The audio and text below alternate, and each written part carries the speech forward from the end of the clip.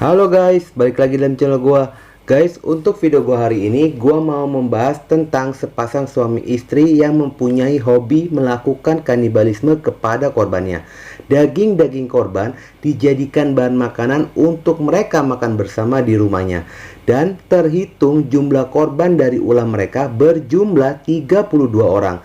Bagaimana semua ini terjadi dan apa yang mendasari mereka melakukan hal itu? Yuk, mari kita simak videonya.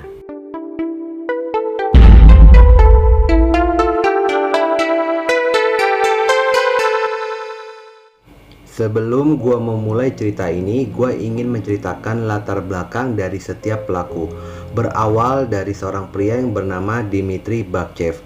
Pria ini dilahirkan pada tanggal 28 Januari 1982 di Rusia.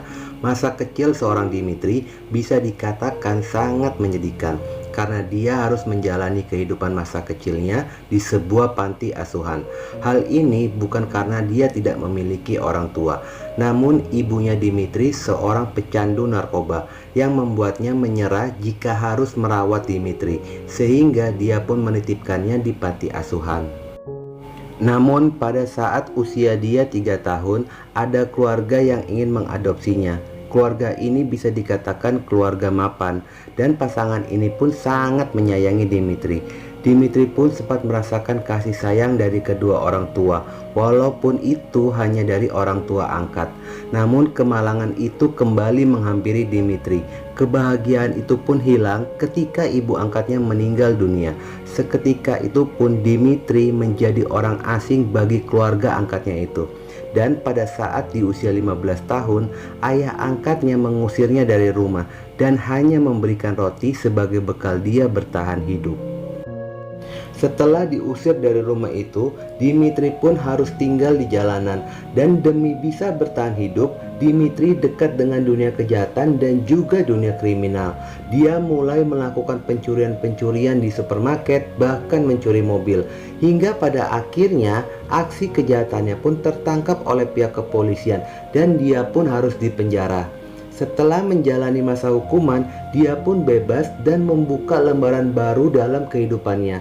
Dia mencoba untuk melamar kerja. Di sanalah dia beruntung, dia pun keterima kerja di perusahaan konstruksi. Namun guys, melihat gerak-gerik dari seorang Dmitry, teman-temannya menganggap dia sebagai orang yang aneh.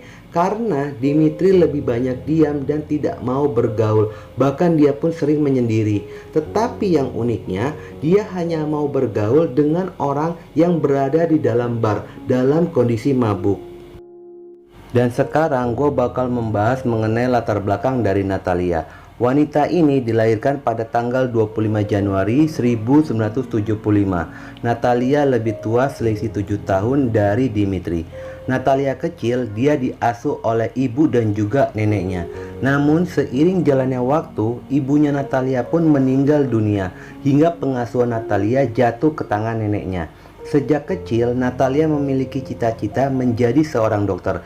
Hingga saat dia lulus SMA, dia langsung melanjutkan ke jurusan kedokteran di Moscow Medical Academy hingga dia pun lulus dan menjadi seorang perawat di sanitation department. Di sana pun dia bertemu dengan seorang pria yang membuatnya jatuh cinta dan akhirnya mereka pun menikah. Pada saat pernikahan itu, Natalia berusia 23 tahun dan dikaruniai seorang anak laki-laki. Kehidupan rumah tangga Natalia dengan suami bisa dikatakan sangat bahagia. Namun guys, kebahagiaan itu pun sirna ketika sang suami divonis menderita kanker dan akhirnya harus meninggal dunia. Kehilangan suami itu membuat Natalia menjadi terpukul, seakan hilang kebahagiaannya saat itu, dan membuat Natalia menjadi depresi. Namun Natalia menyadari itu, dia pun segera berkonsultasi dengan psikiater untuk memulihkan kejiwaannya. Dan hasil dari konsultasi tersebut, Natalia dinyatakan sehat dan tidak memiliki gangguan kejiwaan. Terlalu banyak kenangan bersama dengan suaminya yang membuatnya menjadi susah move on dan belum bisa menerima kenyataan harus kehilangan suami. Dia pun mulai melampiaskan kegalauan hatinya dengan rutin pergi ke bar untuk minum-minum dan mabok-mabokan yang membuatnya sedikit bisa menghilangkan kenangan bersama dengan suaminya. Karena hobinya itu di sebuah bar tersebut, akhirnya Natalie pun berkenalan dengan Dimitri. Pada saat pertemuan itu, Dimitri berusia 35 tahun dan Natalia berusia 42 tahun. Walaupun usia mereka terpaut 7 tahun, namun di sana mereka menemukan kecocokan satu sama lainnya. Natalia yang hatinya sedang rapuh, pertemuannya dengan Dimitri seakan membangkitkan lagi semangat hidupnya. Natalia mencurahkan isi hatinya kepada Dimitri, sehingga segala keluh kesah Natalia tersalurkan ketika bersama dengan Dimitri.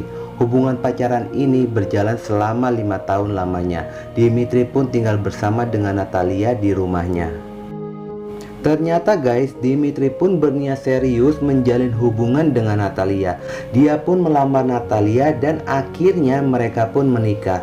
Namun pernikahan itu tidak disetujui oleh anaknya Natalia, sehingga Dimitri dan Natalia memilih untuk pindah rumah demi bisa hidup bersama dengan tenang. Dan beruntungnya mereka berdua keterima kerja bersama di Akademi Militer Rusia.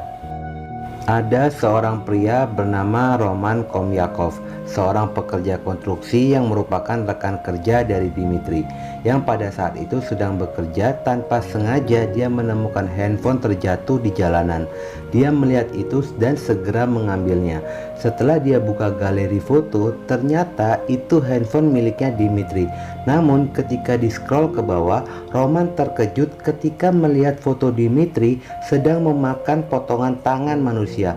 Walaupun Dimitri sempat menanyakan kepada Roman jika dia baru saja kehilangan handphone, Roman berpura-pura tidak tahu. Roman pun segera menyerahkan HP tersebut kepada pihak kepolisian, tepatnya pada tanggal 11 September 2017.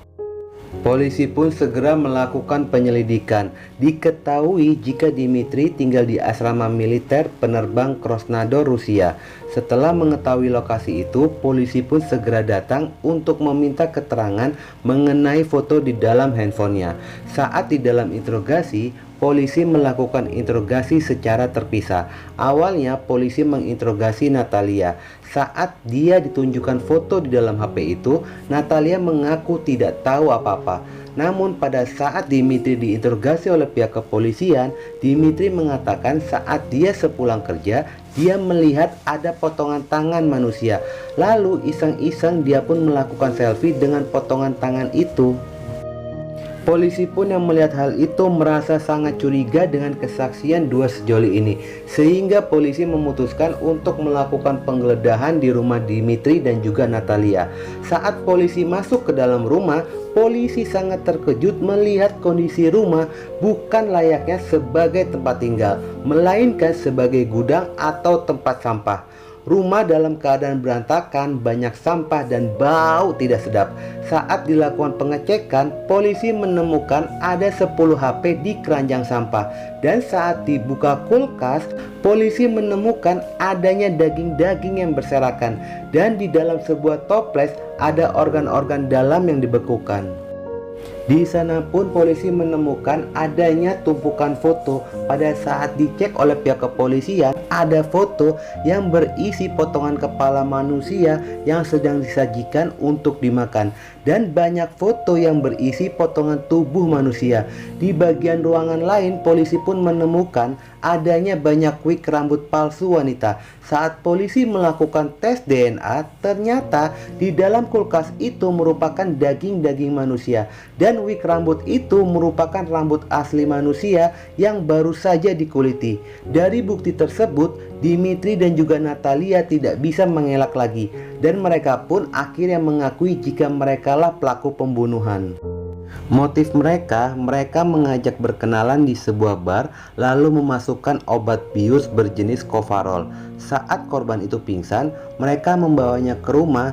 Lalu dalam kondisi pingsan itu, mereka langsung memotong-motong korbannya dalam kondisi hidup-hidup. Dan polisi pun berhasil menemukan sebuah video di mana isinya tentang tutorial bagaimana cara memasak daging manusia, mulai dari memotong, memberi bumbu, lalu memasaknya dan hingga memakannya. Pada saat polisi melakukan interogasi lebih dalam kepada Natalia, dia mengaku telah melakukan pembunuhan sebanyak 30 orang. Dan melalui foto potongan tubuh itu, Natalia pun sangat hafal dengan identitas korbannya yang ada di dalam foto. Natalia mengaku jika dia melakukan pembunuhan itu dalam kondisi tidak sadar karena dia memiliki gangguan kejiwaan.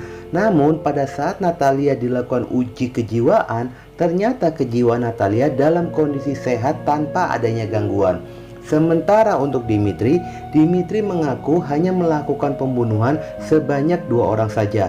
Dan Dimitri menceritakan cara menggait korbannya melalui aplikasi kencan dengan modus mengajaknya kencan, lalu membiusnya dan memotong-motong tubuh korban. Dimitri pun mengaku jika korban terakhirnya bernama Elena, berusia 35 tahun. Elena merupakan pelayan di sebuah restoran. Dimitri mengaku jika dia terpaksa membunuh Elena karena Natalia merasa cemburu dan memintanya untuk membunuh Elena. Menurut pengakuan mereka telah melakukan pembunuhan ini mulai rentang waktu dari tahun 1999 hingga 2017. Selama rentang waktu 20 tahun itu, mereka telah melakukan pembunuhan sebanyak 32 orang.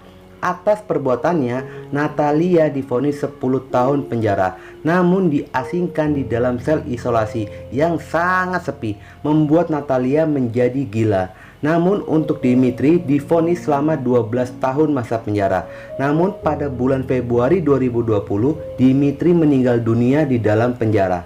Itulah guys video gue hari ini. Semoga kalian bisa mengambil pelajaran dari kisah ini dan jangan lupa ikuti terus video gue. Oke?